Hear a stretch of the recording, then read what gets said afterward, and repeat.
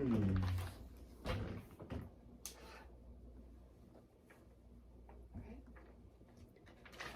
3, 2, 1. And welcome back to Poets Anonymous special 360 interview. Mr. Nieslanik, welcome. We're so grateful to have you here with us today. I'm glad to be here. On the cusp of your retirement, after such an illustrious career, I'm wondering, what is your proudest accomplishment? Well, I've had a lot of great accomplishments in my career. Let that be known.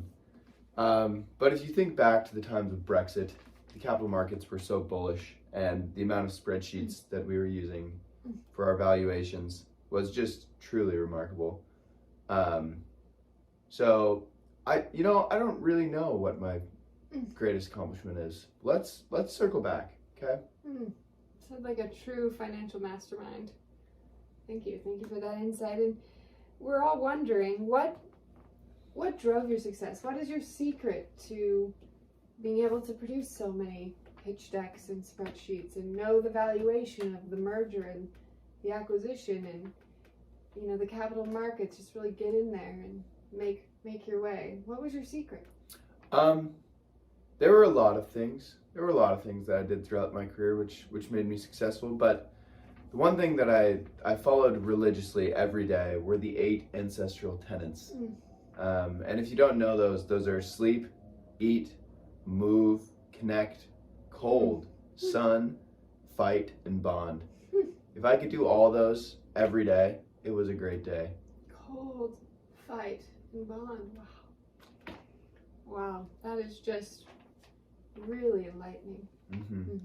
Yeah, it's tough to do, but that is the true key to life. Well, now that you won't be cold, sun, fight, spreadsheet, investor pitch every day, how do you plan to spend your time as a retired person? What's on your agenda? Well, let me just correct you there. I will still be following the 8 ancestral tenets. Oh, wow. But I'll be golfing. I'll be watching golf. I'll be reading about golf. But the one thing that I'm really looking forward to is I'll finally have enough time to follow my true passion in life, which is figuring out how to live forever. So me and Tink's 64 here, we're gonna really enjoy retirement. Sounds like it. Yeah. Wow. One thing, Mr. Nieslanik, that not many people know about you, and you're so humble and you're so under the radar about these things, but something people don't really know is that in the last few years of your career, you've become a budding philanthropist. And here at Poets Anonymous magazine, we are particularly taken by your most recent donation of $2 billion to Poetry for the Poor. Is poetry a passion of yours? Yes. Short answer, yes. Wow. Are you yourself a poet, or are you just someone who consumes a lot of poetry?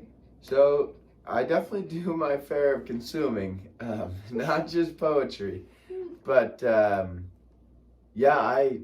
really been passionate about poetry for a lot of my life, and kind of all goes back to grade school. When I was in 5th grade, I remember my teacher at the time had asked us to write a poem about anything, and so I chose to write one about a Christmas present my brother once got. And if you don't mind, I actually would love to share it with you if you don't mind. This is so generous, my friends. This is an exclusive. We were not expecting this, but we are ready. And whenever you're ready, let's go ahead. Tell us about the piece you'll be reading today. Yeah. So here it goes. My little brother had an obnoxious bird, but I thought it was quite absurd. His bird was ugly, about as ugly as dead. Also, it was as smelly as a GTM dumpster. His bird was loud as a honking car. He made a mess with his seeds. Actually, he annihilated them. No doubt my brother liked him. But I still believe it's too much work to have a squinty-eyed bird in the house. The time, effort, and work he put into it was about like caring for a needy horse. I can't believe that someone could enjoy a spine-tickling, nerve-wracking bird that is quite absurd. So clearly you can see I despise my brother's bird. It's quite absurd. Wow. Yeah. Thank you. So those were the first 4 stanzas that I wrote. But about the time that I was finishing this up, I got pooped on by the bird, and this very bird, the bird that is the subject of the poem. That is quite absurd.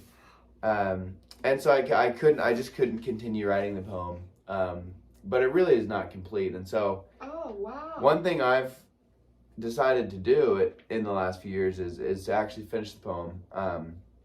And since we're here, I might as well just read you the 3 final stanzas of the poem, if you don't mind. That is so generous. Folks, this is an exclusive, an unpublished and unshared portion of a poetry masterpiece. Everyone, please take a seat and just prepare yourselves. Yes, so here it goes. Every time I come in the house, I see a picture of my little brother Sam. He had a bird. My little brother's bird was quite absurd. Birds have always been absurd. I now live in New Jersey, and I still hate my little brother's bird. Jakey Jr. was never allowed a pet like that. All he could ever have was a dog or a cat. After all this time, there's one thing I never said. That damn absurd bird's name. He went by Poncho, and now he's dead. Serves him right. Wow. So that is the complete work right there. Wow. Mr. Nieslanik, that was so generous of you. I am so taken by the pain, the visceral pain that was clearly driving you during your authorship. Yeah, via that bird. But I have a question. I don't understand why something so profound is meant to live in the shelves and not shared with everyone publicly. Do you have aspirations of publishing this work? So actually, it is. We're in the works. You should look forward to seeing it on shelves coming very soon. But there's one thing. It's taken me a while to get to this point, just because I couldn't think of a title. Have you landed on a title? So just recently I have. I've decided to title that poem "Fuck That Bird."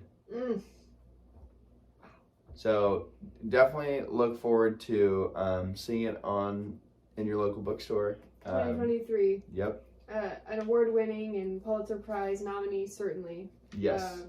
Fuck That Bird. Fuck That Bird. By Mr. Jacob Nieslanik. Wow. Well, Mr. Nieslanik, I know that you are such a busy man, and you probably have 45 other retirement engagements to carry on with. But we wanted to thank you, and as a special honor, we are tonight announcing that you are going to be in the inaugural class of Poetry Anonymous's 70 Under 70 Poets. I appreciate that. It's an honor.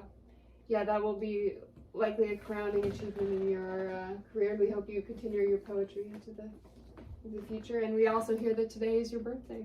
So it actually is. Happy birthday from all of us at Poetry Anonymous, and never stop sharing your voice. Thank you, and that's all for us folks tonight. So stupid.